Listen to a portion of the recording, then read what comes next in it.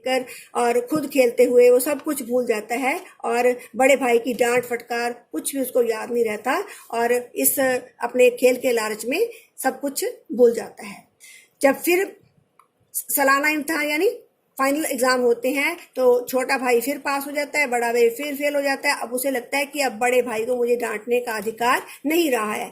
बड़े भाई को भी एहसास होता है कि अब मुझे उसे डांटना नहीं चाहिए, लेकिन उसको अपने छोटे भाई की चिंता है कि मेरे डर से जो थोड़ा बहुत बढ़ता है, अब अगर मैंने ना डांटा तो वो भी भूल जाएगा।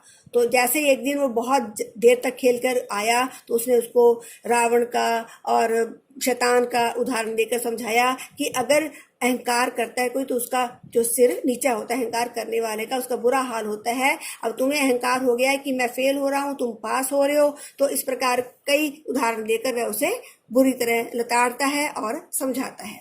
इस पर छोटे भाई को रोना आता है। अगले साल फिर पेपर होने पर फिर बड़ा भाई फेल हो जाता है तो छोटे भाई को लगता है कि अब इसको खूब भली बुरी सुनाऊंगा। लेकिन जैसे वो देखता है कि उसका बड़ा भाई रो रहा है तो उसका दिल भी टूट जाता है। उसे लगता है कि काश मैं फेल हो जाता।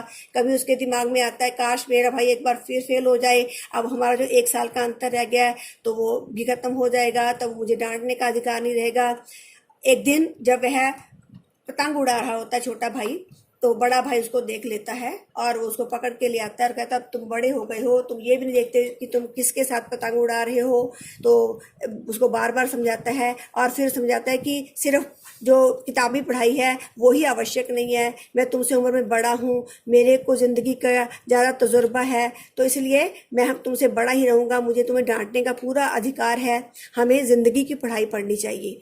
तो तब वह उसे समझाता है, जैसे अपने माँ बाप का उदाहरण देता है, अपने हेडमास्टर का उदाहरण देता है कि कैसे एक पढ़ा लिखा हेडमास्टर जो है वो घर का खर्च चलाने में कामयाब नहीं हो पाता और उसके अनपढ़ माता पिता दादा दादी जो थे वो किसी भी मुसीबत का अपने एक्सपीरियंस, अपने अनुभव के आधार पर जल्दी ही उसका हल ढूंढ लेते हैं।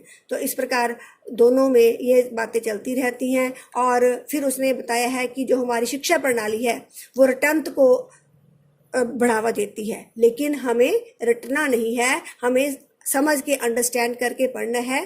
तो एक दिन वो कहते हैं कि मैं भी जब पतंग उड़ा रहा होता है तो ऊपर से पतंग जा रहा होता है, बड़ा भाई उसका मन भी लल जाता है, लेकिन अपने छोटे भाई को सही राह दिखाने के लिए वो अपने मन की इच्छाएं मन में ही दबा लेता है। क्योंकि हमारे जो भारतीय संस्कृति है उसमें बड़ा भाई पिता के समान है, इसलिए पुराने ज़माने में बड़े भाई के सामने छोटे भाई बिल्कुल जवाब नहीं देते थे और बड़ा भाई खुद अपने इच्छाएं दबाकर अपने छोटे बहन भाइयों की इच्छाएं पूरी करते थे।